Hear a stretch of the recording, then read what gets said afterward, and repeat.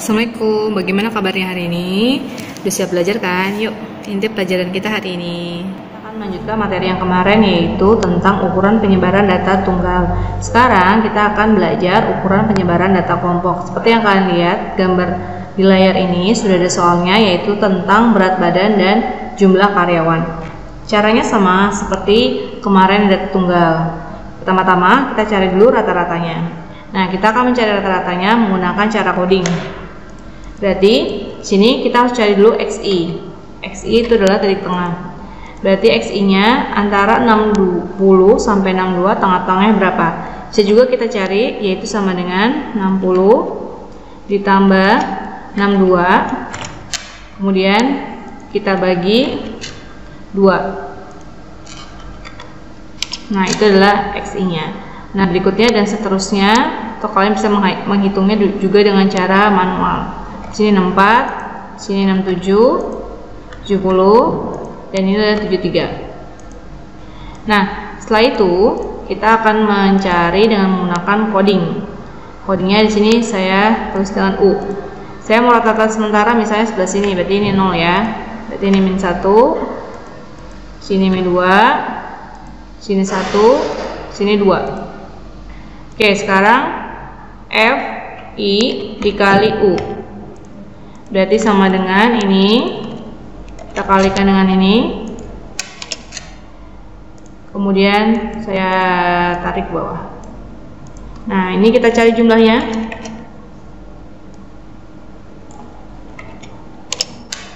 Oke, nah sekarang bisa kita tulis di sini. Nah, pertama-tama kan kita cari dulu rata-rata ya. Kita cari rata-rata dulu. Nah, rata-rata sama dengan A, karena pakai coding, sigma FI dikali UI dibagi sigma FI dikali C. Oke, tadi rata-rata sementara saya menunjuk 67. 67 ditambah ini 15 per FI-nya 100 dikali C-nya adalah 3 ya.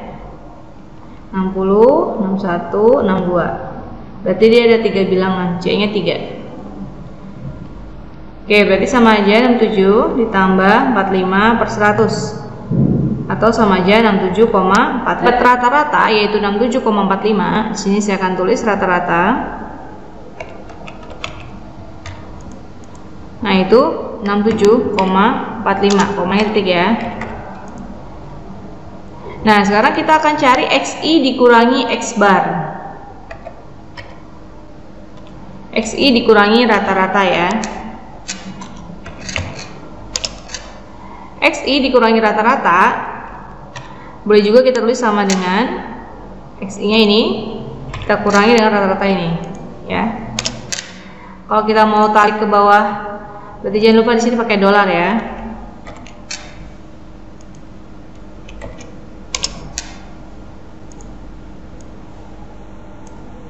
Oke, seperti ini.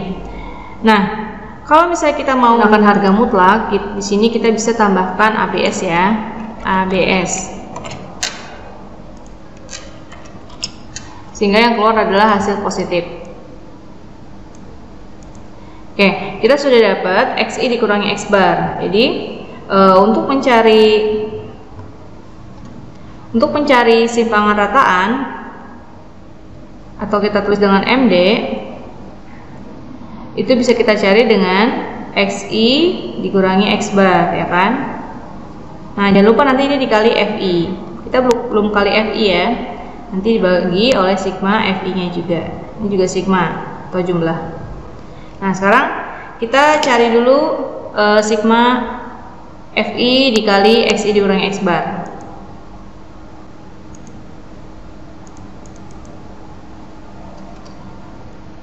Nah, ini FI kita akan kalikan XI dikurangi rata-rata. X bar itu rata-rata ya. Untuk yang menjawab sama dengan ini FI kita kalikan dengan yang tadi di sini. Jangan lupa kita jumlah sama dengan. Nah, ini adalah yang akan digunakan untuk mencari simpangan rataan atau mean deviasi 226,5 dibagi FI-nya tadi 100 ya. Berarti di sini kita dapat yaitu 2,265. Ini MD-nya. Nah, yang ketiga, setelah kita nyari rata-rata, kita dapat simpangan rataan atau mean deviasi. Berikutnya kita bisa cari varians atau ragam, kemudian simpangan baku. Nah, ini kita tinggal melanjutkan rumusnya.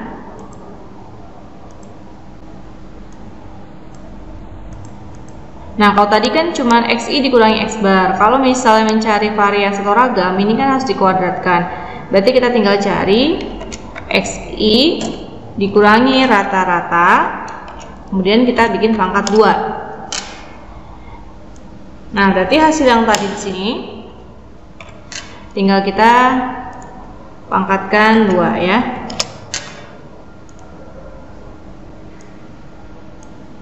Nah, setelah itu baru kita kali dengan FI. FI kita kalikan dengan XI dikurangi rata-rata pangkat 2. Jadi dari hasil yang tadi sebelah kiri, yang ini kita kalikan dengan FI.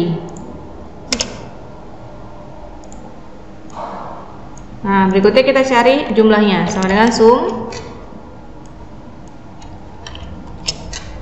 Oke, ini adalah jumlah yang akan kita gunakan.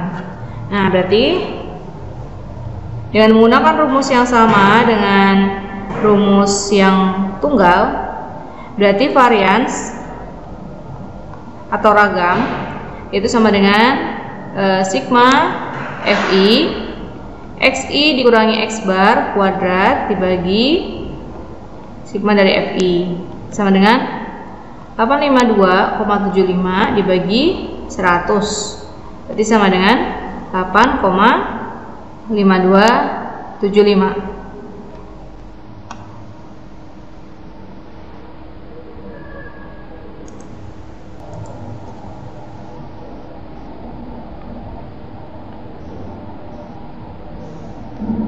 Berarti ini menjadi 8,5275 atau boleh kita tulis menjadi 8,53 ya, kita perkecil. Yang keempat berarti kita bisa cari simpangan baku. Berarti simpangan baku sama dengan akar dari 8,5275 ya. Kalau kita buat lengkap sama dengan berapa nih? Oke, untuk mencari simpangan baku bisa kita gunakan juga di sini. Berarti karena akar berarti sama dengan SIRT ini dibagi ini. Atau boleh diketik langsung akar dari SQRT buka kurung 8,5275 juga boleh. Itu 2,9. Oke, berarti di sini hasilnya 2,92. Nah, itu ya. Jadi cara mencari ukuran penyebaran pada data kelompok pada dasarnya sama caranya dengan data tunggal, yaitu kita cari dulu rata-ratanya, kemudian kita bisa cari langsung ke simpangan rataan atau mean deviasi atau MD namanya, atau kita bisa juga langsung mencari varians, atau juga bisa berikutnya mencari simpangan baku. Jadi kesimpulannya, kalau kamu pengen mencari ukuran penyebaran, pertama-tama cari dulu rata-ratanya. Setelah mendapat rata-rata, maka kamu bisa mencari sesuai dengan pertanyaannya. Apakah mencari simpangan rataan, atau mencari ragam, atau mencari simpangan baku. Tapi kalau mencari simpangan baku, pertama-tama kamu harus cari dulu varians atau ragamnya. Kemudian setelah itu kalian akarkan menjadi simpangan baku. Nah, setelah ini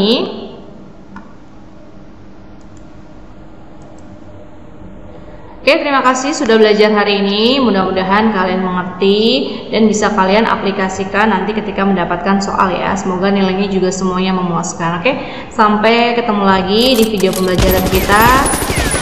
Saya tutup jangan mengucap hamdalah, alhamdulillahirobbilalamin, dan doa kafatul majlis, subhanaka Allahumma wa bihamdika asyhadu an la ilaha illa anta astaghfiruka wa atubu ilaik. Assalamualaikum warahmatullahi wabarakatuh. Sampai ketemu lagi di video berikutnya.